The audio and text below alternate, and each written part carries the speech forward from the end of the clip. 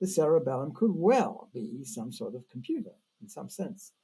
There's no argument against that. But it seems to be completely unconscious. So consciousness, whatever that is something which has all these implications of this crazy organization, but that may be a secondary issue. What is it that makes it conscious? Why does it being conscious is any advantage to it? So does consciousness do something? I mean, why can't we get away with just being unconscious?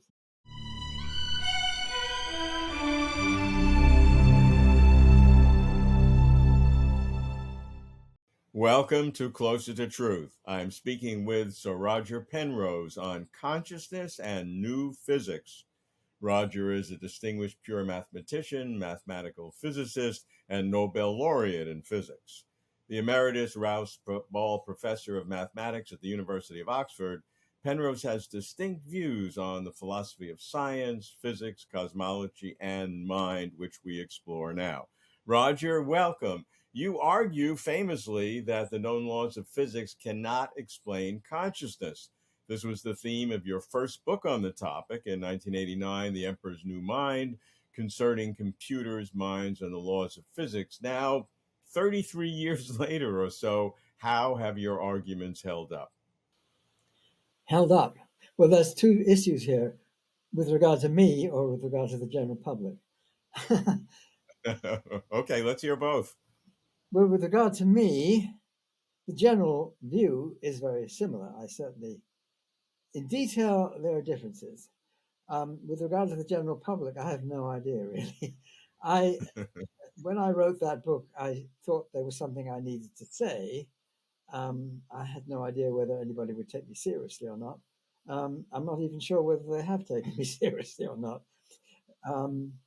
Not many people have, in a certain sense. I think I was arguing against the idea that computation is really what's going on. There is computation going on in the brain, but always I wondered about one of the biggest discrepancies is what's going on in the cerebellum and the cerebrum. The cerebrum is this thing at the top here, divided down the middle and all that. And the cerebellum is sort of back and underneath. When I wrote The Emperor's New Mind, I didn't even know how extreme this issue was because I thought there were more neurons in the cerebrum than in the cerebellum. I learn now that there are many more neurons in the cerebellum, the unconscious part of the brain, than in this conscious part. Also, the cerebellum controls nerves in a much more obvious way. You see, the right hand is controlled by the right side, the left hand by the left side, the top. If you were designing a computer, maybe that's the way you do it. Cerebrum, crazy. Right side by the left, or top by the feet by the top of the brain. It's all backwards. Why would one design a thing that way if it was a computer? I mean, I have no idea, and I don't know what people think about that now. It just seemed to me that there's something else going on, which is not what's going on in the cerebellum. The cerebellum could well be some sort of computer in some sense. There's no argument against that. But it seems to be completely unconscious. So consciousness, whatever that is something which has all these implications of this crazy organization, but that may be a secondary issue. What is it that makes it conscious? Why does it being conscious is any advantage to it? So does consciousness do something? I mean, why can't we get away with just being unconscious? And it's not just humans. You go back and, okay, maybe the discrepancy is much greater or somewhat greater in humans, but you find other animals certainly have this division between cerebrum and cerebellum and all that sort of thing. There must be certain things which are conscious to them, certain things which are unconscious to them, just as with us.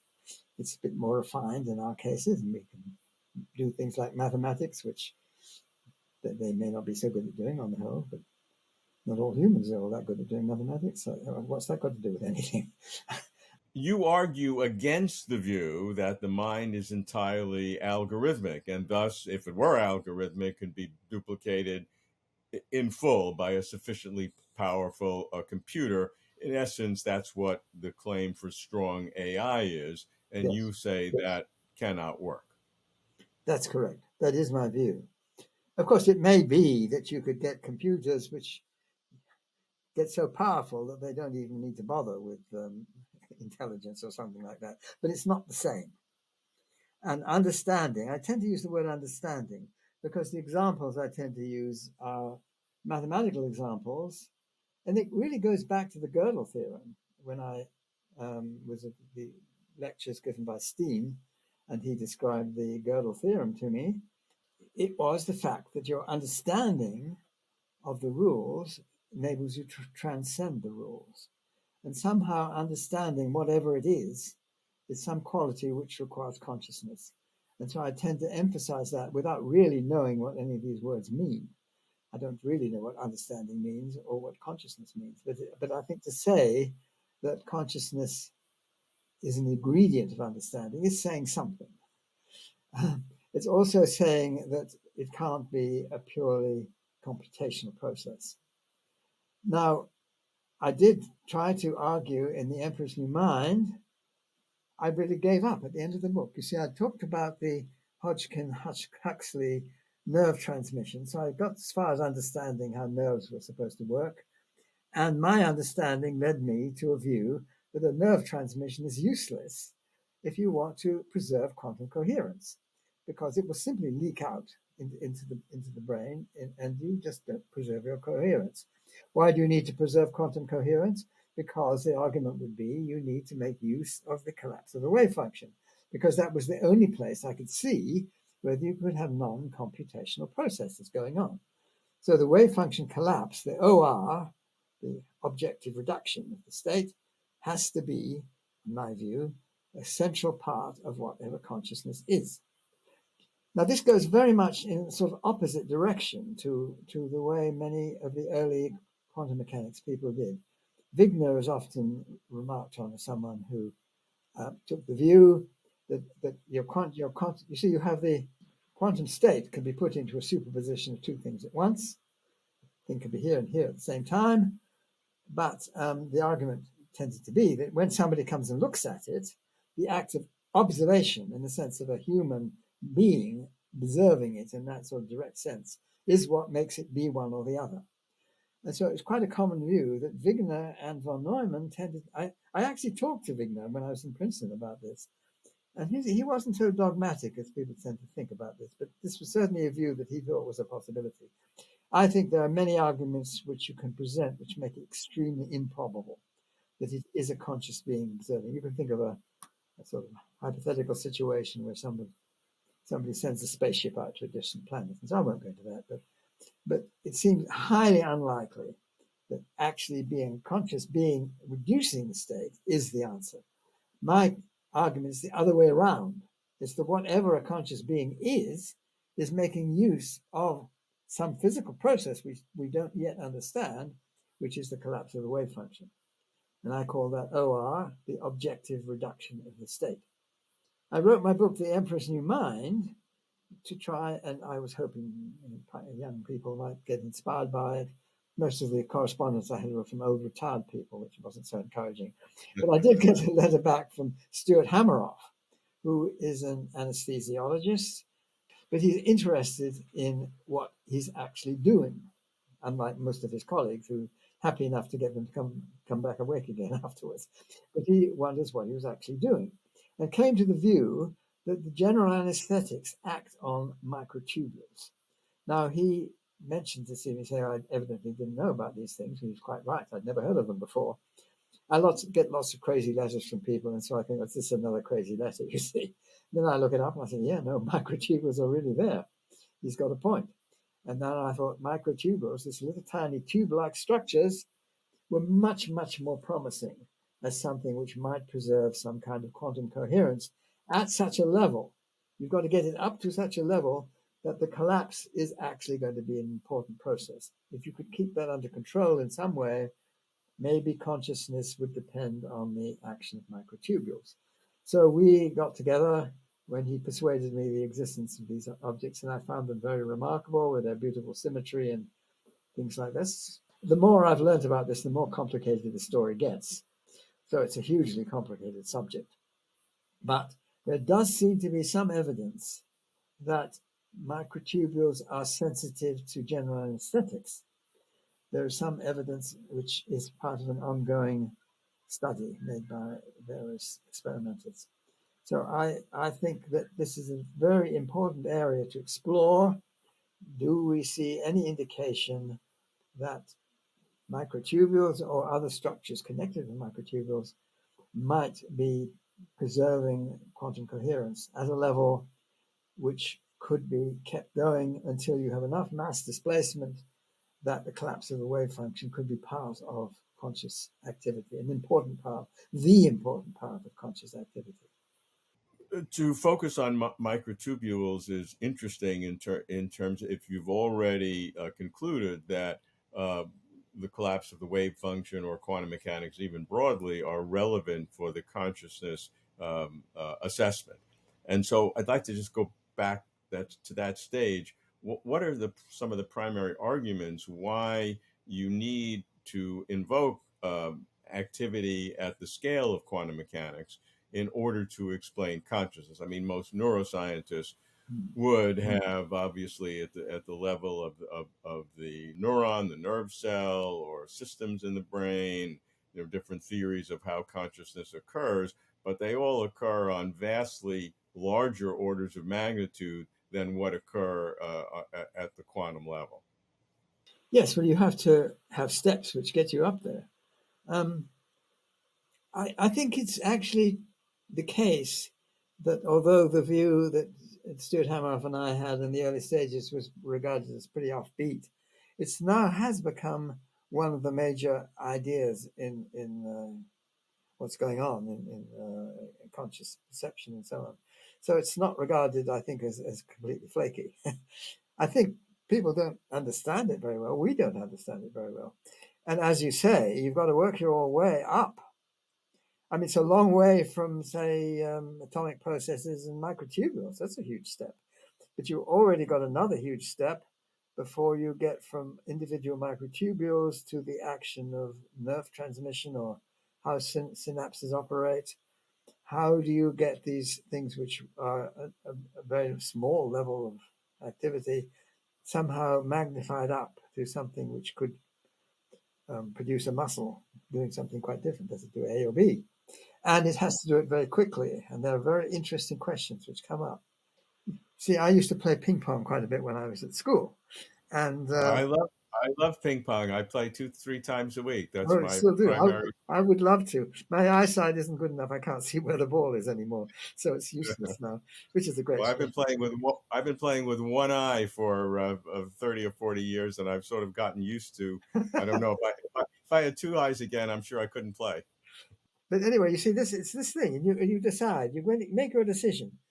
He's not quite ready for me to put it down. I think of Roger Federer said deciding whether he's going to hit it down the line or cross court, and he Yeah. probably hasn't decided until he's just seen where his opponent is and which is more likely to fool the opponent. And that seems like a conscious decision. However, according to modern neurophysiology, there's no chance. It's all got to be done unconsciously. I don't believe that.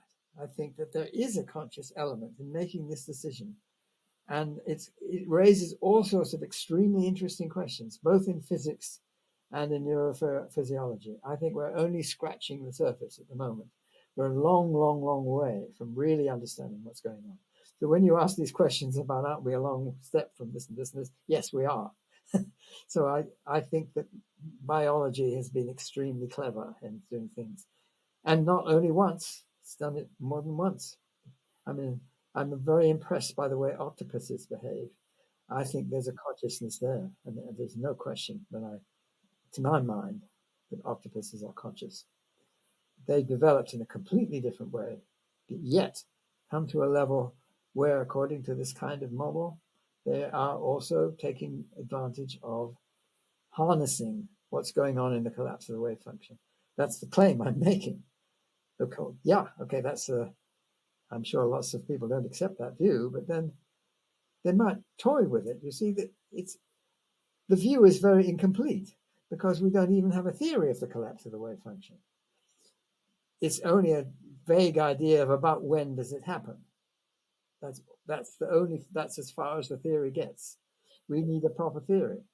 So the claim is that the collapse of the wave function is critical in the generation of consciousness in some sense. And so the argument that you need to overcome is, why is the collapse of the wave function in a neurological environment critical when the same collapse of the wave function is occurring in other biological systems, the kidney, the liver, wherever, and in non-biological systems, because that's the way the world works. What is particularly unique about its collapse in a neurological environment that in some sense furthers the process, or is critical to the process of generating consciousness, even if that needs to grow into larger systems as you go up in the biological hierarchy of systems within the brain. But why is the collapse of the wave function critical in that process in a neurological environment, different than in all the other environments? I think there are obviously a lot of questions here. We don't know the answer to almost all of them. In fact, one would have to understand why consciousness is so important in evolution. I mean, to get to our level, it's got to have gone through all sorts of other levels. I mean, I like to think of examples where I think of the hunting dogs. These are sort of David Attenborough programs or something. But I remember the hunting dogs, and there's some photographs of them, and they seem to know what they're doing. And you see the dogs going on, and they separate into two groups. One group go and they sort of hide near where there is a path which comes to a river. The other lot go off into the distance and start howling at these gazelles or whatever they are, and make a great noise and chasing them in the direction of where the other dogs are hiding. And when they get to this place, we're just near the river, the dogs pounce on them. Now, they've worked all this out. Now, I don't suppose they've used words in our sense. How do they collaborate with each other? How do they communicate with each other in such a way they've worked out this plan of attack? I mean, it's fascinating. They're, I think, using consciousness in order to do this. But this would be an example of how consciousness, evidently, I mean, I don't know in detail, consciousness is of use to them. I'm sure it's useful also to all the other animals too, that when you get to the octopuses, which have a completely different evolution from us, but yet consciousness in them, as I claim they seem to have, consciousness in them has a selective advantage, which is extremely important. And it has to be important at a level which is much, much sort of lower in a certain sense of the word than the kind of mathematical sense where one can see it's non-computable. So the examples that I tend to use, which are mathematical examples, where you can see it's non-computable because of mathematical theorems. Okay, that's true, but it's not why it's been advantageous to an octopus or to a hunting dog. What's advantageous to them is some level of whatever understanding is. And I don't know what that is, but it's something where consciousness is of an advantage to them. I'm claiming, I mean, I don't even know if that's true, but it would seem to be the case. Fascinating. And I think we're much, much further away from having a real understanding of this than we are of understanding even probably the collapse of the wave function in quantum mechanics. I mean, that's not too far from our current understanding. But how biology makes use of these things, I mean, that's really a long, long way off. I certainly agree. What I'd like to understand is very specifically how orc-or, orchestrated objective reduction, works. What is that exact process, or what is the current thinking about how that actually works in microtubules? We'd love to know. um, it's more a hope than an actual project. It's not specifically saying microtubules, you see. The evidence is so far that microtubules are the best bet of being something with a good chance of preserving quantum coherence at a good level. I would be surprised myself if they were the only such structure. I think it's most unlikely. There are, for example, structures near synapses hanging around them. What on earth they're doing there, who knows? But these are little structures called clathrins. And what struck me about them is they have remarkable symmetry. They have this sort of icosahedral symmetry. And they're hanging around synapses. And what on earth are they doing? Well, the only kind of thing which rings a little tinkle of a bell somewhere is that maybe there is something known as the Jahn-Teller effect taking place. What's the Jahn-Teller effect? Well, this is telling you when you have a symmetrical structure like that, you can have a lowest energy level, which is degenerate. So you have a lot of quantum states at this low level all at once. So you have, if you like, a bit of quantum computing going on at that level, which is isolated from the next level. Now, that is a feature of symmetry. So when you see symmetry in these tiny little structures, and that was one of the things about microtubules, which rather took my attention, that they seem to have the symmetry. There's arguments about this which need resolving, so it's not clear what's going on there. But the fact that you have these clathrin molecules hanging around synapses as well, are they making use of some process, Jahn-Teller type effect, where you've got a lowest level which can be isolated from the higher levels and have enough degrees of freedom to do something interesting quantum mechanically? Maybe. But they were a long way from understanding these things. So no matter what the mechanism is, in some sense, we have to say that whatever that is causing, or is in an identity sense, the phenomenology of conscious experience, because we all know what that phenomenology, we all know what that feels like. And so whatever the theory is, whether people talk about, global workspace or integrated information or neuronal circuitries at the synapse level or at the neuron level or the systems level, they have to say that that entity is the consciousness. Um, Yes. and so, aren't you hitting that same barrier with orchestrated OR, that the claim has to be that somehow that physical process becomes or is or is identical with a conscious experience? Well, you see, we are saying something different. We're saying that there is a definitely different physical process going on. It's not just complication. It's not just organization, how many things connected with how many things or something like that. It is a different part of physics, which is being made use of. Now, you see, all these other models don't do that.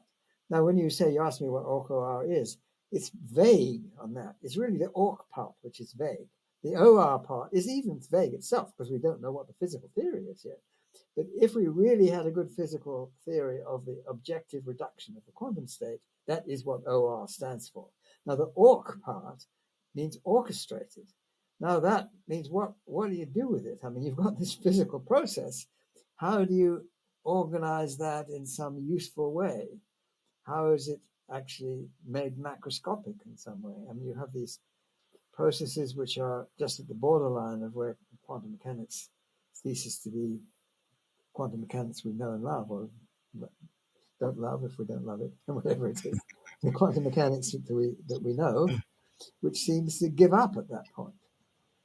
And what So is part of your claim that to understand consciousness in terms of orchestrated objective reduction could actually help clarify or modify the understanding of quantum mechanics, rather than just assuming quantum mechanics and using that to explain consciousness, but in that process see a different kind of the nature of quantum mechanics, which you've been arguing for in a non-consciousness setting as well?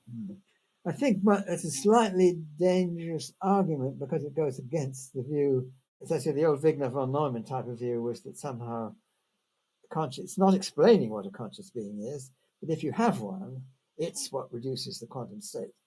So I'm trying not to say that. I'm trying to say that whatever a conscious event is, well, actually, we tend to use the word proto-conscious in our discussions. This is with Stuart Hameroff. The actual individual, the building blocks of consciousness, if you like, Mm-hmm. proto-conscious events. If we could understand what it is in a nervous system where it makes a big difference if the thing collapses to A or to B makes a big difference in the way that the entity behaves. So that would be, you're seeing how that this quantum event is being magnified into a macroscopic process. Now, that's still not really understanding what kind of organization makes something be intelligent, or what makes something be conscious in any ordinary sense of the word. To have genuine feelings, what is pain, what is pleasure, what are things like that. Very, very basic notions of conscious experience. I mean, it doesn't touch those things. I want to understand how the objective reduction, that one collapse of the wave function, might work, because it would seem that virtually at the same time there are billions, if not trillions, of collapses going on in the brain at the same time. And so is it the combination of all of these? I mean, could one event be a trigger of consciousness? Is that the claim? I think the trouble is that we don't know. It's a very negative point of view in a sense. It's saying that you've got to involve this physical theory that we don't have yet, and it's pretty negative in that sense. And I think that even Stuart and I might differ to some degree in what we think is going on. I mean, does a conscious experience involve zillions of these OR events, or is it somehow only one? I mean, when you think something, is that in some sense one thing, or is it really lots and lots of things? I mean, is it like a color which we could be made out of little different things which are, but they might not even be colored when you look at them as small. It could be a false color or something. Things like that. Or is it something which the OR event is very close to what you might think of an actual experience? I Hmm. don't know. I would hate to be dogmatic on that. I think probably Stuart and I slightly diverge on this, but since haven't really discussed it with him on that, I tend to go along with what he says because I haven't got a theory of my own which says anything better. Assume that this your new science of orchestrated objective reduction has a, a place in the explanation of consciousness. I'll give you that assumption. How would it then articulate with the broader philosophical categories of physicalism, that everything has to be, purely based on the physical world, nothing beyond that, or, as you know, panpsychism um, has been growing as a philosophical approach to the conundrum of the experiential phenomenology of consciousness, or idealism, which everything is conscious. I think idealism it would not articulate with, but how about, between physicalism and panpsychism, orchestrated objective reduction? Is it, could it be part of either one, or is it more of a physicalism, but shall we say, a broadening of the concept of physicalism? I think my trouble is I always get lost when I start talking to philosophers about these issues. I don't quite know what they mean. You see, um, certainly I'm regarding it, conscious experience, as physical in the sense that something in the physical world is happening when that conscious experience is taking place. And it's of a different character than just saying, um, this pen is over here rather than being over here or something. I mean, it's got to be of a different character, which really is going down into the quantum aspects of reality. So you can't get away from that. But it's not just quantum as we have it now, because it's going beyond current quantum mechanics. It's going where current quantum mechanics is at least an incomplete theory, where it doesn't tell you why you don't see these macroscopic superpositions. They should be all over the place. Just saying they decohere, which is the argument. People say, well, they get mixed up with the environment. Well, so what? I mean, they get mixed up with the environment, but it doesn't make them somehow have happened or not. There's always a cheat in all those arguments. So you need something other than current quantum theory to make sense of a picture of the world which looks anything like the world that we see. We need to go beyond that. I'm not sure I'm answering your question, But I'm trying to say that it's certainly not physicalist in the sense of the physics we know now. It's got to be some physics which goes beyond the physics we know now. And do you think that orchestrated objective reduction in attempting to explain consciousness can then reflect on what this broader theory of quantum mechanics, or what lies below quantum mechanics, is? Could this attempt to understand consciousness lead to a deeper understanding of the physics? Yes, I think that could well be true. I mean, that's an interesting way of going. The trouble here, I think we know so little about the consciousness for it to tell us much about the physics, but it could do. I don't want to be too dogmatic about that. See, most of the experiments in physics are so delicate, and you've got to eliminate all the intruding factors. I mean, those experiments, I mean, the experiments which have been done or have been looked at directed towards this objective reduction scheme primarily have been so far done by Dick Baumeister. And he had been trying to put a little mirror into a superposition of two locations. So that mirror is about a tenth of the thickness of a human hair. So it's a little tiny thing. But the trouble is, when you really, I thought he was getting very close to doing this experiment, but he sort of ran into keeping the temperature under control, problems like that. So you have real difficulties about getting rid of decoherence. And he was running into these problems at that stage. There are other experiments using Bose-Einstein condensates, which are a very promising idea. It'll be a while before these experiments are at a level of actually testing the objective reduction of the state. So we're a long way off before we get there. Now, you're asking, would understanding of consciousness give us clues about that? Maybe. I don't see anything which is very promising in that direction, mainly because we understand so little about consciousness. That's the trouble there. When I was thinking about orchestrated objective reduction, I was thinking about it in the context of your famous a three world model of the physical, the mental, and the Platonic, how a little part of each one engages the other. And in that process, would this new science of consciousness, seeing orchestrated objective reduction, uh, would that support that kind of model in some sense? Um, will it support the three worlds picture you asked me? As I had originally seen the three world Yeah, model of the physical, the mental, and the yeah. Platonic.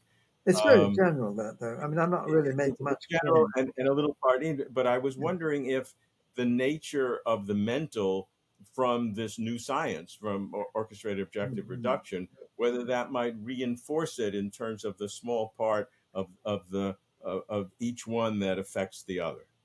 Yes. Well, you're looking for that very delicate organization. According to the general point of view I have, the OR process is very, very broad. It's all over the place. You see, it's just that it's not controlled.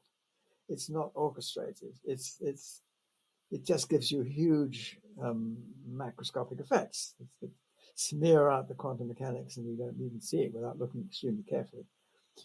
Um, so it's not doing much very sophisticated in bringing the OR process into a real sort of testing it very precisely.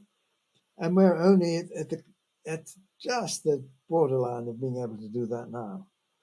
Um, I would say there's a good chance within the next 5 or 10 years that we'll have clear evidence for objective reduction of the quantum state.